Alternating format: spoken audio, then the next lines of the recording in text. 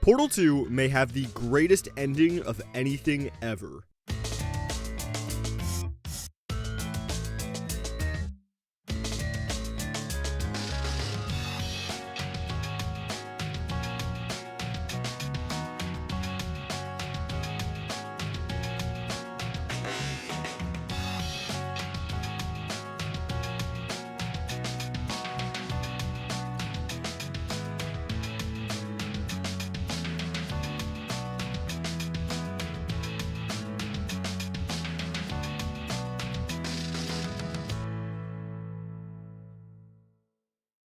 But I've waited 14 years.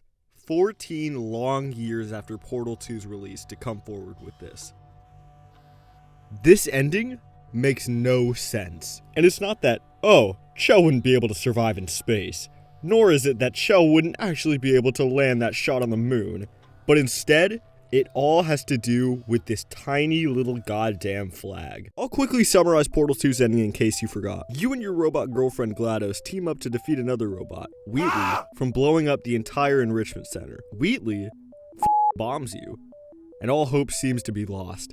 But you look up at the crumbling ceiling and shoot a portal onto the moon. It lands. Everything gets sucked out. GLaDOS fixes everything and sends Wheatley out into space. Happily ever after. The end. Oh, okay. So what's the issue? You may be asking. Well, realistically, this flag should not be here. In fact, nothing should be here. And today, I'm gonna explain to you why.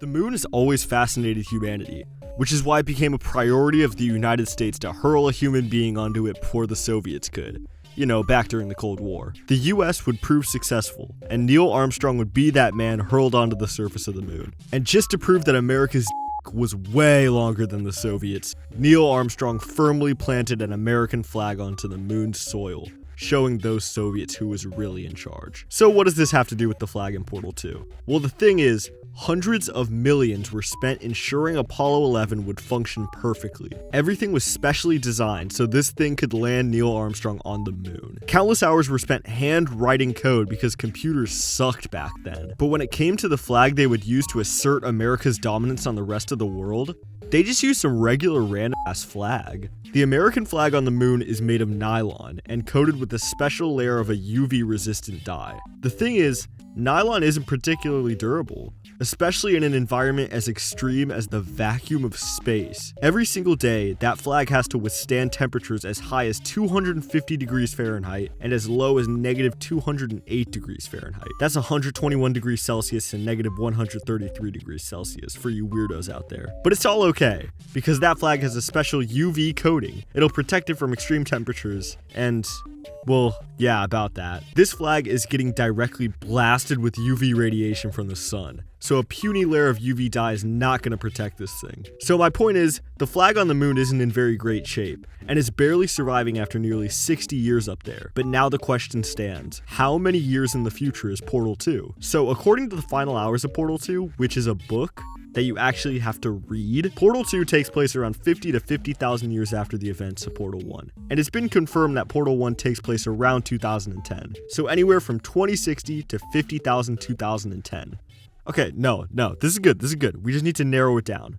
So it turns out narrowing down the year that Portal 2 takes place in is a lot harder than I thought. So most of the lab boys on Reddit believe it to be a couple hundred years, due to the overgrowth of plants and the fact that most of Aperture is still running. But there's unused dialogue from GLaDOS suggesting that it was 50,000 years. 50,000 years is a lot of time to think about me, about you.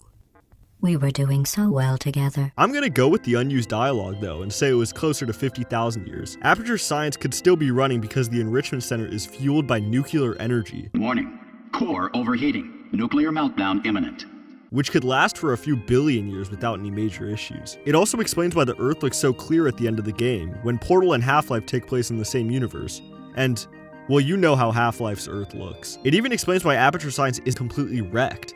I genuinely don't think this level of destruction is possible in a mere few hundred years. So Portal 2 takes place way in the future. What's my point? Back to the flag. If the flag on the moon is barely holding up after less than 60 years up there, it physically could not survive 100 more.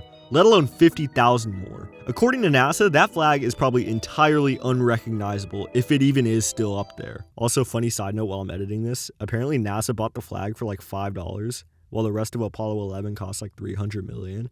So there's no way that cheap-ass flag is still up there. A regular nylon flag couldn't even survive 60 years in the open on Earth. So there's a near zero chance that flag has survived tens of thousands of years without so much as a scratch in Portal 2. Realistically, that flag should not have survived that long in space. And also the Apollo 11 module probably wouldn't have survived that long either. The point is, in Portal 2, these things are in near pristine condition, but centuries of solar rays, micrometeorites, and intense weather conditions would leave these guys demolished. So no, the most unrealistic part of Portal 2's ending isn't the fact that Chell survived, or the fact that Chell made the moonshot in the first place, or how Gladys was able to reattach herself despite being a potato, or that Chell survived the bomb trap Wheatley set up, but instead it was this little flag on the moon. Do better next time, Valve, seriously.